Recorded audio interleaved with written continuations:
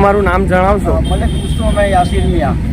આજે તમે મુસ્લિમ સમાજ તરફથી ઠાસરા બંધનું એલાન આપ્યું છે, કયા કારણે આપેલું? હવે એ કારણ આપ્યું છે કે મુહર્રમ સલમાન વરાની જે આજથી મહિના પહેલાં જે હત્યા થઈ હતી એમાં આણંદ શહેરે બંધનું એલાન આપ્યું. એને અમે સપોર્ટમાં મુસ્લિમ સમાજ પણ સપોર્ટમાં ઉતર્યો છે અને અમે બંધનું એલાન આપેલું છે.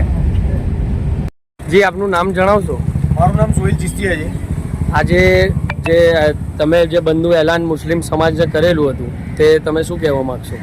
આજે અમે 22 જૂનના રોજ મરહુમ સલમાન વોરાની જે ક્રૂરતાપૂર્વક હત્યા થઈ હતી એ વાતના આજે 1 મહિના ઉપર થયું.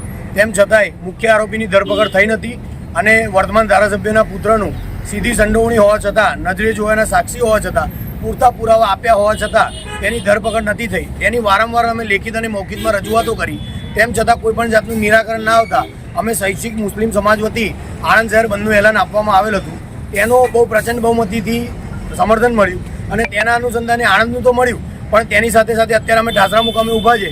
ઠાસરા છે, ઉમરેઠ છે, કંજરી છે, સોજિત્રા છે, તારાપુર છે, ચાંગા છે, હાડકુડ છે, પાલેજ છે. આ બધા ગામોએ સામેથી આની અંદર સમર્થન બતાવ્યું અને ગામની અંદર સ્વૈચ્છિક બંધ પાડ્યું. અત્યારે અમે ઠાસરા મુકામે ઊભા છે. ઠાસરામાં મુસ્લિમ સમાજ અને સાથે સાથે બીજા સમાજના ભાઈઓએ પણ આની અંદર બંધમાં જોડાઈને મરહુમ સલમાનની ન્યાયની લડત લડવા માટે સમર્થન આપેલ છે. તે વાતનું અમે તહે દિલથી બધાનો આભાર માનીએ છીએ અને પોલીસ પ્રશાસને પણ આ બંધના એલાનની અંદર અમને પૂરું સમર્થન આપેલ છે અને પૂરી રીતે સાથ સહકાર કરેલ છે. બંધના એલાન બાદ તમારી આગળની કાર્યવાહી શું રહેશે? જો બંધના એલાન બાદ અમને ટૂંક સમયમાં ન્યાય નહીં મળે તો અમે નામદાર ગુજરાત હાઈકોર્ટમાં જઈશું અને જરૂર પડશે તો સુપ્રીમ કોર્ટ સુધી પણ જઈશું. પણ મરહુમ સલમાન વોરાના જે આરોપીઓ છે તેમના કાયદાકીય કાર્યવાહી પૂર્ણ કરીશું ને ત્યાં સુધી અમે ચાલ નહીં મૂકીએ.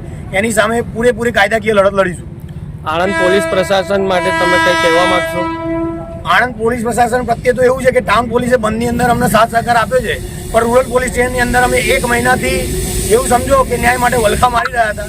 ના છૂટકે અમારી ન્યાયની અપીલ મુસ્લિમ સમાજની સરકાર સુધી જાય એના માટે અમારા બંધ પાડવાની જરૂર પડી છે.